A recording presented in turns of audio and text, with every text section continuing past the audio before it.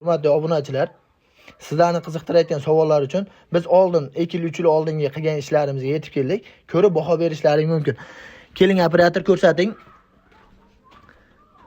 Mana o'zlaring ko'rib baho berishlaring mumkin. Buni 3 yil oldin qilgan ishlarimiz bu. Ko'pchilik aytadi, bu penalomboz yorilib ketadi, uqalanib ketadi. U bu deganlar uchun mana operator ko'ring, mana uqalanib ketmaydi.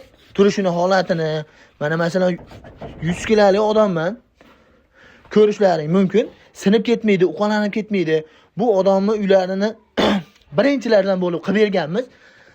Mana penalomboz bo'lgan tomon, loshvoq bo'lgan tomonni foyda zararni ko'rishlaring mumkin. Bu odamga polni qilib beraylik deganimda unamagan. Loshvoq bo'lgan, turaversin, pul rasvot qilmayman degan, lekin hozir afsus qilyapti. Bu tomonni ham qilib bering deyapti. Shuning uchun biz yetib keldik. Ko'ringlar, akkuratni bo'ladi penalombozda, sinib ketmaydi, uqalanib ketmaydi, issiq sovuqqa yaxshi bo'ladi. Masalan, qishki kunda issiq bo'ladi, yozgi kunda salqin bo'ladi.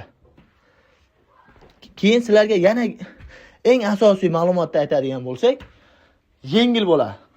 1 kvadratiga 10 kg 12 kg yuk tushadi. Operator ko'rsating, bu yoqlar, pastlar hamma yo'qda. Общий 2 kvadrat oshiqroq joyda qilib berganmiz. Hozir uydagilar telefon qilib chaqirib, bu tomonni ham qilib bering. Bu xonalarda yashasam qandaydir sovuqroq degandek qilgani uchun biz yetib keldik. Xudo xolasa ishlarimizni boshlayapmiz. Pastdagi nomerga aloqaga chiqinglar. Like, podpiska bosish esdan chiqmasin.